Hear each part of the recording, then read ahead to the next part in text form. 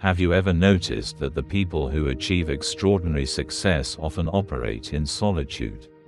Think about Nikola Tesla, spending endless nights alone in his workshop, chasing ideas no one else could see. Consider Albert Einstein, quietly developing the theory of relativity in near isolation while working at a patent office. Or look at J.K. Rowling, writing the first Harry Potter book in cafes, alone with her vision long before the world believed in her story. And consider Albert Einstein. Long before the world celebrated his genius, Einstein spent countless hours walking alone, thinking, reflecting, and questioning ideas in his own mind. Many of his groundbreaking theories weren't born in lecture halls or group discussions, but in quiet moments of solitude where he trusted his imagination over consensus. It isn't because these individuals disliked collaboration. It wasn't antisocial behavior. It was strategic independence. Here's the truth. Every time you pause to ask for approval before moving forward, every time you need validation before you take action, you dilute your own potential. Greatness doesn't come from consensus. It comes from conviction. Today, we're going to uncover a lesson that spans centuries: why solitude breeds clarity, why self-reliance builds empires, and why independent thinking is the foundation of real leadership. Machiavelli once wrote that everyone sees what you appear to be, but few know what you truly are. True strength doesn't come from displaying your process or seeking endless feedback. It comes from cultivating judgment, from trusting instincts, from standing firm even when you stand alone. Centuries before him, Lao Tzu wrote, "The sage follows what comes from within." He didn't reject learning from others, but he emphasized the power of an inner compass. Real power flows from self-direction. When you lean too heavily on others for guidance, your own voice weakens. Even the Stoics echoed this wisdom. Marcus Aurelius reminded himself daily, "Look within. Within is the fountain of good." They understood that external validation is fleeting, but internal conviction is enduring. Modern behavioral science confirms this ancient truth.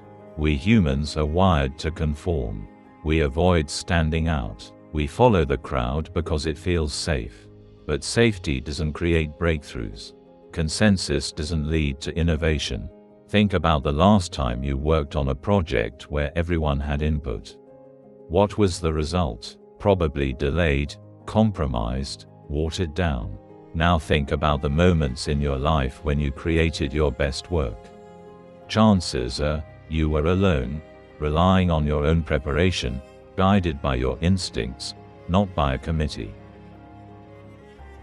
Leonardo da Vinci worked in solitude, filling notebooks with inventions and observations that nobody else could see at the time. His independence wasn't isolation, it was protection.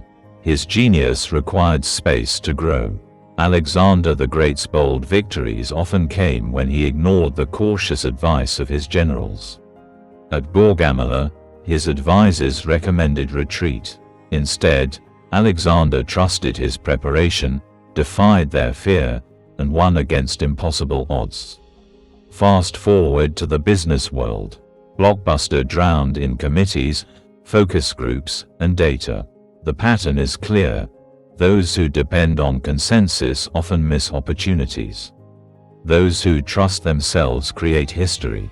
Even in nature, independence rules. The leader of the pack doesn't constantly ask permission from the group before acting. Its strength lies in decisiveness. Its power lies in conviction. And because of that, others follow. In Japanese culture, consensus is deeply valued.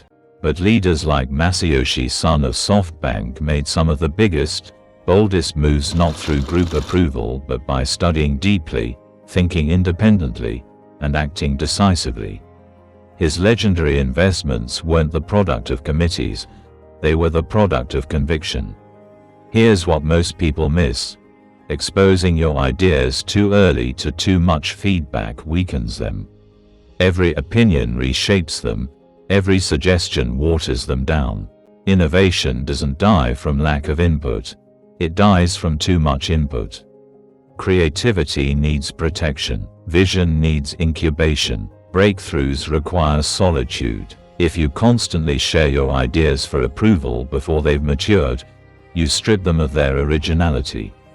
How to apply this in your life? So how do you implement this principle of independence? Trust your preparation, do your research, learn deeply, but when the time comes, trust yourself more than the crowd. Protect your ideas early, don't seek too much feedback before they've grown roots. Give them time to mature before exposing them to outside influence. Stop seeking permission. If you're qualified to make the decision, make it. Don't wait for others to validate your path. Build solitude into your routine. Block time to think, reflect, and decide without interruption. That's where clarity comes. Embrace discomfort. When you stop seeking validation, people will question you. That resistance is growth. That discomfort is strength being built. Leadership isn't about consensus. It's about conviction. People don't follow those who always wait for approval. They follow those who decide, who act, who trust themselves when others hesitate. Excellence doesn't ask for permission.